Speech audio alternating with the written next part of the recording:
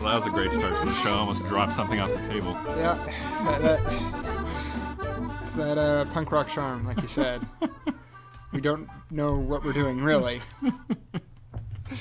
But it makes it that much more charming. Indeed, indeed. So how was your week, Richard? I mean, it's pretty solid. I mean, we had our unique trip to LA that we'll get into, but other than that, it was kind of so-so, you know? Yeah.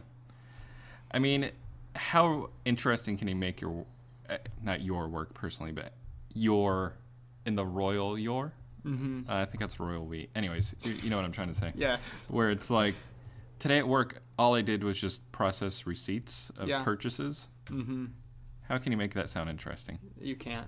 I mean, like I said today at work, I was literally sitting around just waiting because it was such a small wedding that we set it up and just kind of waited for them to have the wedding and then got their signature and then tore it down. And it's like, well, I don't think I really needed to get here and be here for 5 hours, but I got paid for 5 hours. So it evens out. So how many people were at this wedding? It was set to be 60. Uh-huh. It was actually more like 20. So I'm so happy I found that bruh sound effect. I'm glad. Um, Very important. wow, 20 at a wedding. Yeah. So anyways, let's talk about our trip to LA. Yes, I think we should. For those of you who don't know, we live in Orange County, behind the Orange Curtain. Mm-hmm. So for us to go to LA, it's always a trip. Yes. Like a literal, like, pack the Sherpa, get ready. We're going up to LA Mm-hmm. because it's a journey. It's up, just like going up a mountain. Yes. It's also dangerous. You might die. Right?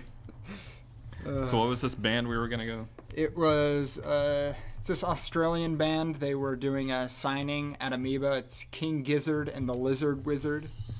Very newer band. I really enjoyed that music video that you shared with me. Like, all of their music videos are insane. All of them. Like, there's not a normal music video of theirs. It's easy to say, oh, they're on drugs doing it or whatever. I don't think they are. I think No. they're just really out there people. Like, when I met them at the signing, they very much were the way that they look like, I guess is the way to say it. Like, they talked and acted how you would expect them to based on the music they play, the music videos, their live stuff. It's like, yeah, they're very much like the same people they are. It's not like they're putting on a show. Yeah. Unless they're some amazing actors who pretended to be that committed to their fans at the signing. Right. So, So we drove up there, and it was at Amoeba Music. it was. I had never been there before. So what are your impressions of Amoeba? Well, for me, it's a bit of a blast to the past in that it's, for one, a store that sells music. Yeah. I mean, that's like, I don't know, using a hot air balloon or using a microfiche or you know, using a carbon copy to make copies of something. I don't know. Yeah. It's just something from a bygone era. I didn't realize they were still around. I mean, they're on the rise, actually. It It's makes the shocking thing. It makes sense though because it's sort of like, I guess, hip. you Yeah. know, in a way, like a niche market. I mean, it's also like how people are like paranoid of losing their data. It's like, the video game that was online only or whatever is Yeah. going away. So it's like people want physical music, and so Yeah. records and CDs and all that are, I appreciate that. Yeah. I'm kind of the same way. yeah. Anyone who says that you get a higher sound quality is lying, by the way. Like, you get slightly better bass, but no, you get worse sound quality. It's just there for the experience of it. Worse sound quality compared to what? Than an MP3 Oh, or any other digital format or even tape. yeah. Like, it's I guess unless you have the like really high end equipment that can do it. not even then. Really? It's limitations of the format because Yeah. as it's a record and it spins faster as you get closer to the center, Yeah. it warps the sound just that hair of a hair of a much. That's not a phrase, but you know. It works. Yeah, so anyone who says that it's superior sound quality is lying. It's a nice experience because you're taking the time to enjoy the music. Yeah. And you get this nice little thing that you can frame on your wall. Yeah. But anyone who says, "Oh, I enjoy the superior sound quality," no, they're BSing. They're lying to you. I know what's going to happen. Somebody's going to stumble across this, like one of two people, and it's going to be some total audiophile, and they're going to like flame the comments. Like, dude, it's totally better. Yeah, I know. Anyways. Yeah, all the arguments that are invalid. So I don't know. We'll see. Well, when I was there, I had an interesting event, we can say, happen. Yes, I am not entirely certain it happened. I'm 99% sure it happened. Because when Richard went there, he had to pay to stand in line, essentially, and I was like, well, I don't want to pay to stand in line to meet them. So the place is so huge, you can spend hours just looking through there. Yeah. So while he was standing in line, I went in there and looked around, ended up buying stuff anyways. Yeah. Their Blu-rays, or movies in general, I should say, are upstairs. So I went upstairs to go scope it out and everything. Well, some guy is coming down the stairs as I'm coming up, and so I'm looking up. It's kind of one of those things like you're looking at the steps, and then you sort of go up, you know, with your head as you're looking up. So first I see the feet of the person, then it's like I'm going up the body, and then the face. So there's that sort of half a beat of, it's just you realize it's a person. But then once it gets to the face, you realize, oh, this is an actual person. Yeah. And then that's when I realized this person that I'm seeing is Quentin Tarantino.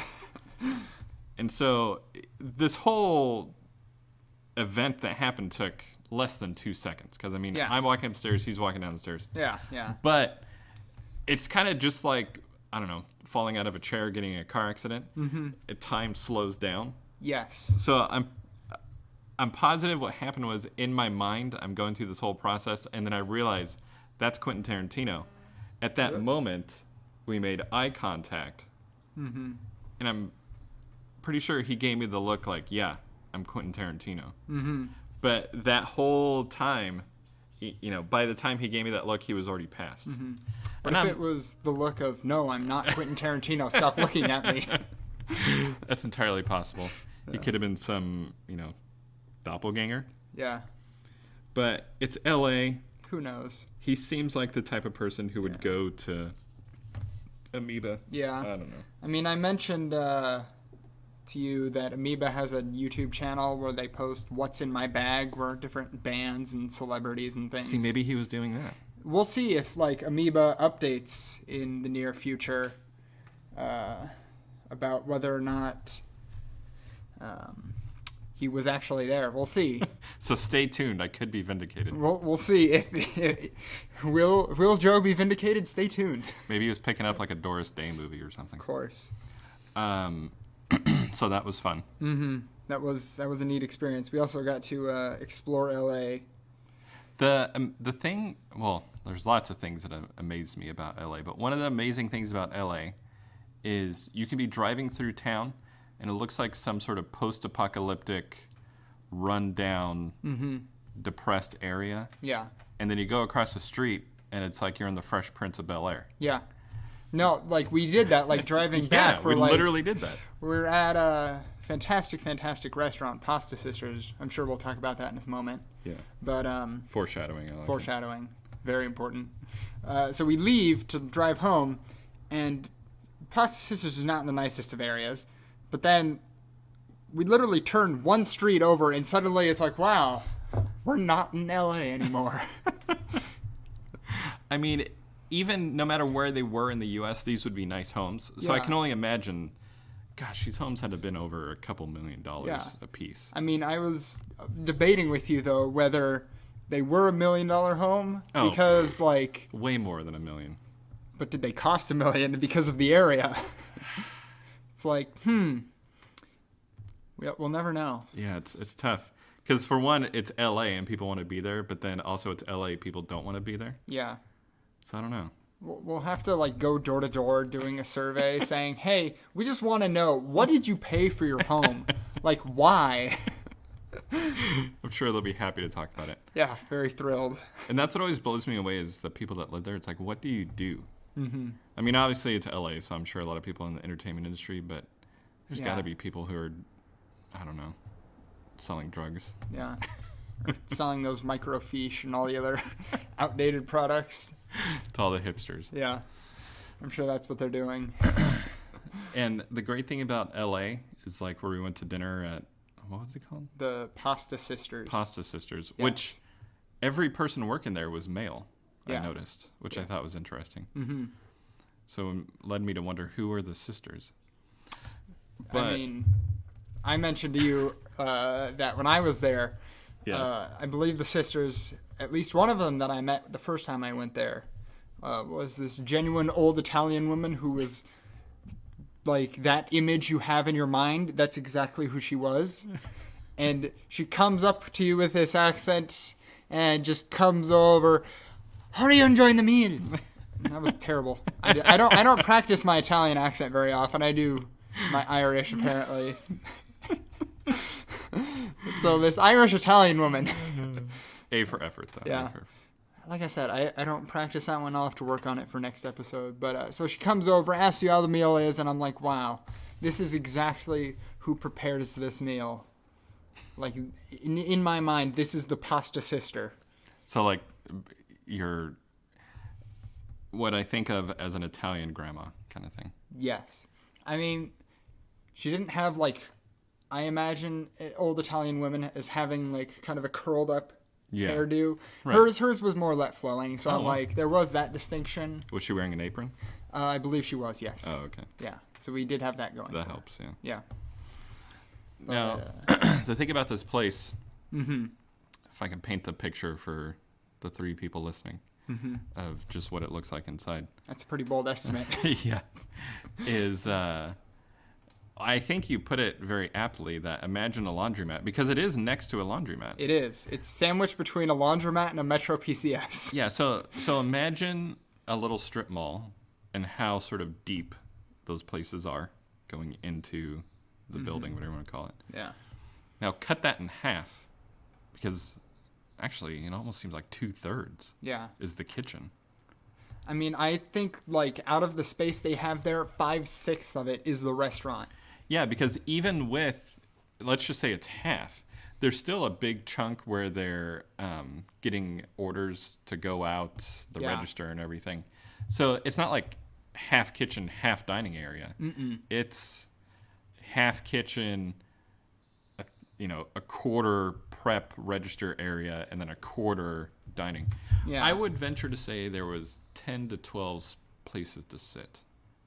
Yeah, that's probably 10. Probably 10. Like, And the thing that blew my mind about there is I noticed when we got in, there were 2 girls eating their dinner. Mm-hmm. When we left, they were still eating. yeah. And I'm like, all right, if it's, Red Robin or whatever, take whatever time you want. Yeah. But if you're at a place where people are literally standing, waiting, I'm like, Like, it You can move on. borderline violates fire safety protocol, I'm sure. Like, borderline, it definitely did. at one point, they did open both of the front doors so that people could kind of be out front Yeah. a bit more. I mean, at least it's so small that not too many people can fit in. Mm-hmm. Because, let's see, if all 10 seats were taken when we were eating, there's probably 6 to 8 people Just squished in Yeah. that small area Yeah. of standing and ordering. Yeah, exactly. So if something did happen, I feel like we could quickly get out. Yeah. But still, it was like that episode of SpongeBob where all the sardines are packing in to Yes. get the it reminded me of that. That's the pilot episode. Oh wow, is it? Yeah. That's the very first pilot episode where they're all piling into the Krusty Krab, and Yeah. because SpongeBob gets hired in that episode. Wow, you're really up in your SpongeBob lore. Yeah, it's one of the great many useful skills you gain in life growing up in the early 2000s. Yeah. All right. And so this place was actually really good. Like amazingly good. Like, It is, as I mentioned to you, the single best lasagna that I have ever had in my life. Yeah, I mean, you could have easily gotten that meal, and it was presented well too. It wasn't just like slapped on a plate. Yeah. Just that plate of food at some LA restaurant, and it could have been $30-$40, and I think people would have paid for it. Yeah. It was, I mean, I still might have, I probably wouldn't have because I don't spend that much money on food. No, I'm not. But like, I probably could have gone up to $25 on this meal. But it was a $15 lasagna, and I'm like, dang, that's good. Yeah. And so, yeah, everything was like $10 to $15. It was crazy. Yeah. Like, it's fair pricing, and like, I have yet to try anything but the lasagna because the lasagna is so good, and I don't venture out to LA often. Yeah. Well, we live in Orange County. We got to recoup after going to LA. Yeah, it takes a while to recover from that. Yeah. And so the amazing thing about this lasagna is it wasn't just good.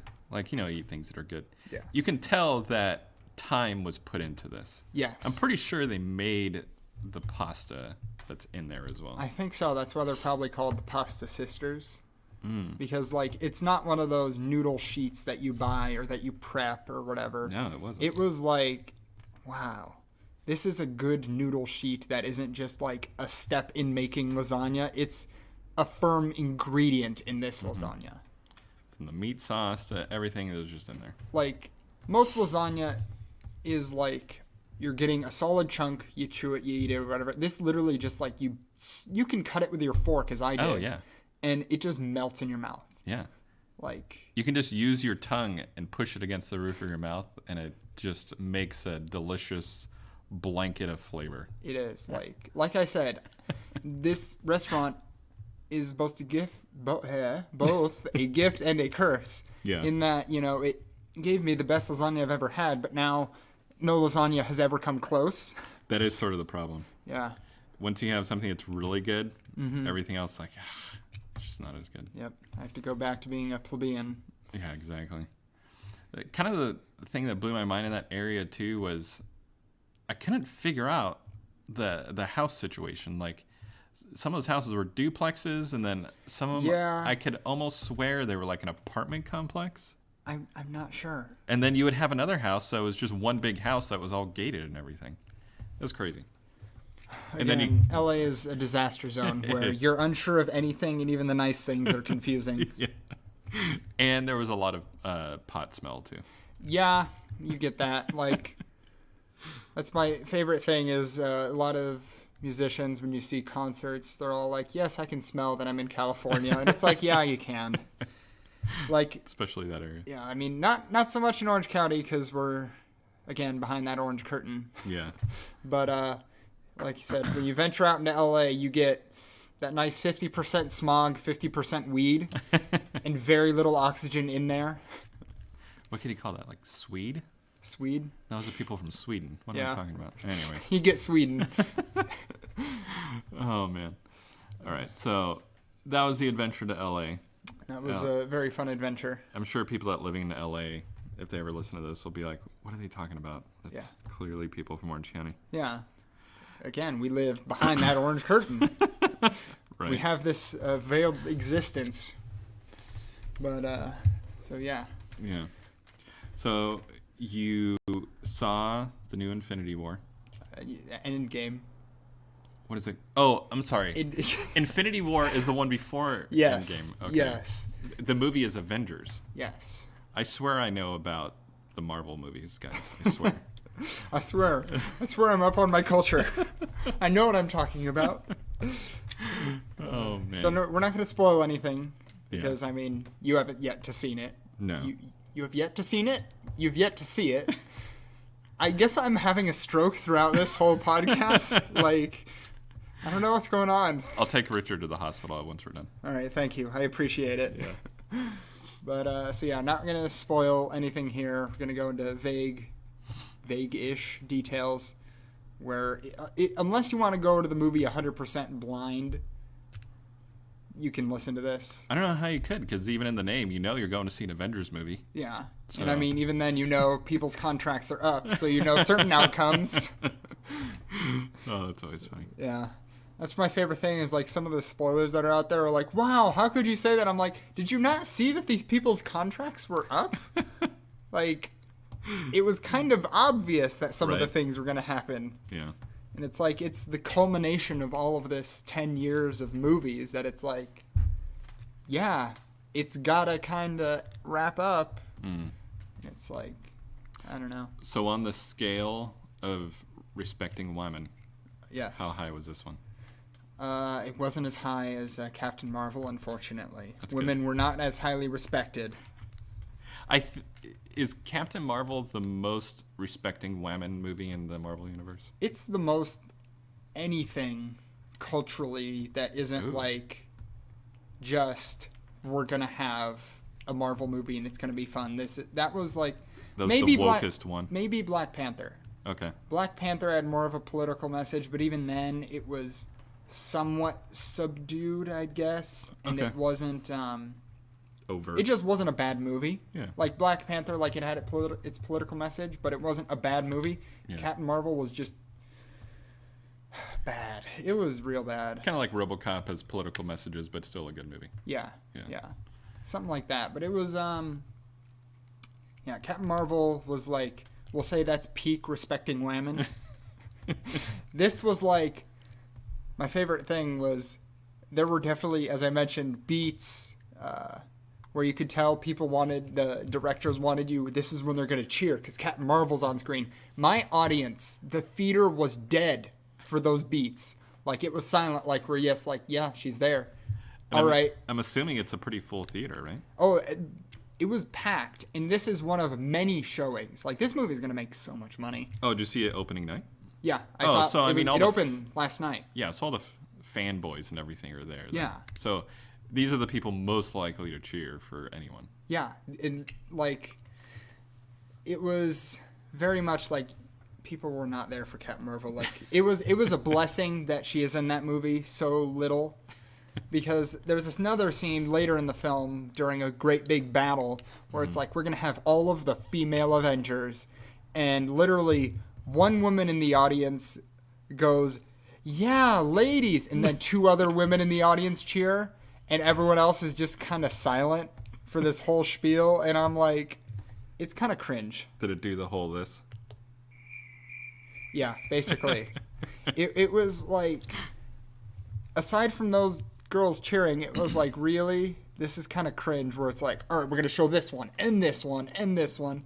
And even then, it wasn't, again, as overt and bad as Captain Marvel. Like, it was more of like, look, we're kind of in that scene, guys. Don't you like the women?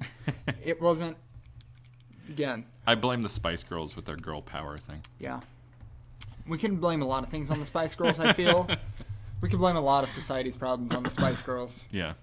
But, yeah, it was, for the most part, again, pretty subdued. I'd give the movie solid 9 out of 10. There are so many plot holes if you think about it. Like, it tells a good story and wraps up, like, 10 years of culmination very well. But it's also, like, everything after this is going to be is the best I can describe it. Okay. Then so is it kind of like The Office after Michael left? Yes. Yeah, we'll say something like that. Yeah. After this, it's going to be like, oh, geez, really? Yeah.